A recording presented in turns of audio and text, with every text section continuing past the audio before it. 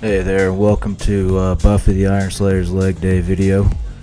Today we're focusing mainly on the hamstrings. Of course, still hitting some quads in there, and a little bit of glute.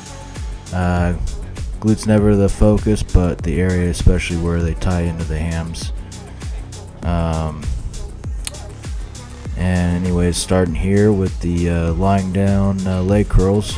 Good staple. Simple, basic movement. Good one to warm up with. And typically on my first exercise, first set on legs, I like to do a set of 50 and work my way up in weight as I come down in reps to eventually come to a 12 rep heavy weight, and keeping around that rep range, because any heavier you really end up just focusing on moving that weight rather than focusing on the contractions. And for me, my hamstrings are kind of like the way I train the biceps too, upstairs, and that once you go past a certain threshold of weight, it's kind of hard to really focus on those squeezes and contractions. So end it here at the 12 repper, about 5 sets. And then another one of my favorites here is kind of like straight-legged deadlifts, but with the squat machine here. And you can see how I just manipulate my hips and do a little bit of a wider foot stance on this, and kind of point my toes out a bit. You can play with your foot placement and your stance, with the width, with how close or far away you are from the machine. I'd say whatever alleviates tension on your back, because it is quite vulnerable in this position. So really just sitting into it and directing it into your hips. Very good movement. And then here we have a new machine that we got at the gym here at Stimulus over here in Reno. Come check it out. But new pendulum squat. And this thing's awesome. So smooth, it really directs the weight just into the muscles and away from your back. And they have the different prongs here. You can see where it's my first set where I just put them on the outermost, which is supposed to simulate the real weight of the squat. You can see where it pivots there, and so the closer you put the weights on those prongs, the easier it'll get. Kind of changes how hard it is throughout the range of motion, whereas one is harder at the bottom, whereas the other one's harder at the top. And eventually on my last set I did 3 plates, so got a good 12er in there. Just took my time with it, made it feel good. Wasn't really trying to push a whole lot of weight.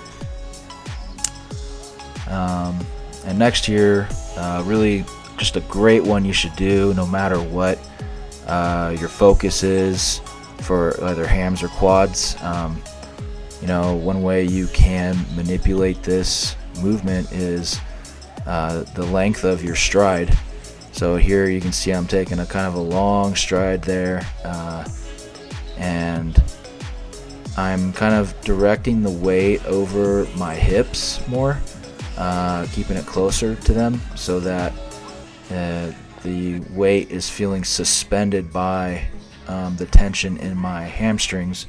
Whereas, say if you were focusing on your quads, you would put the weight more over your knee and thigh area towards the front. And of course, if you're doing quads, you could shorten your step, not take as long of a stride like this. So again, that's going to put more emphasis in your quadriceps. And do about another 3 sets of these, working my way up in weight each time. 30 weight, 50 pound weight, and 70.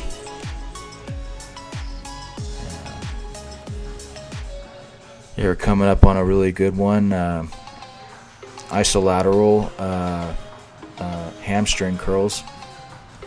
This is a really nice machine, plate loaded, has a very smooth feel to it.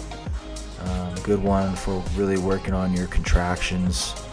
You can really focus and squeeze the hamstring muscles. It's much like a concentration curl, kind of. It's my wife there smacking me.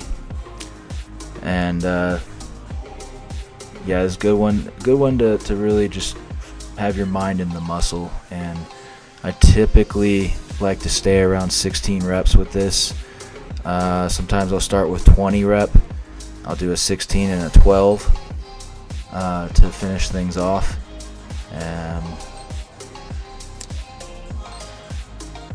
Yeah, good one to focus on, especially with it being one at a time versus both.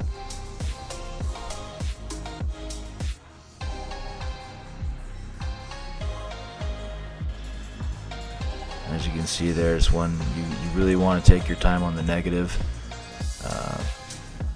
kind of driving it up faster, but then letting it down slow. Then next we've got the adductors and abductors, inner and outer thighs. I think this is one that maybe not a lot of people give enough credit to. I think we're always worried about front and back of our legs, but what about the sides? And here we have the opportunity to kind of add more meat around your leg. So when you're up on stage and you're pressing your thighs together, they're gonna smush together and look really thick. And this adds quite a bit of girth to your legs. So this is not one you want to laugh at or overlook.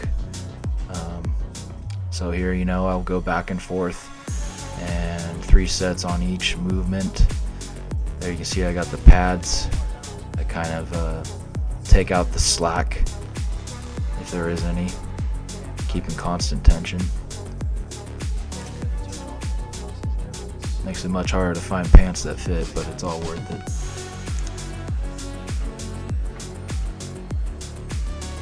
And then I don't do as much as some people might do for calves. This is where genetics just kind of come into play, and I'm kind of one of those people that just has a family with big calves. So I'll do them at the end of my workouts, and each time I'll kind of switch off between a seated or a standing, or even on a leg press, or I'll do single calf raises. But here I'm doing a set of 50. Famous bodybuilder named Casey Viator used to do these. The idea is to do 25 full reps and then 15 little half pumpers, kind of fast, and then where you stop midway and pump to the top, and then your last 10 are going to be a little bit slower rep, full range of motion, just taking your time with it. And again, doing 50 of these is a really good way to shock your calves, get a lot of blood in there, pump things up. And I will probably go through like 6 sets of this, but I won't do all just that. I'll start with the 50, and then I'll throw more weight on there each time, and reps are going down as weight goes up. So good to finish with your heavy 10 to 12 on those. I want to thank everyone for watching another edition of Buff the Iron Slayer. Please give me a like and subscribe, and please leave some comments. Let me know what you guys think and what you'd like to see more of.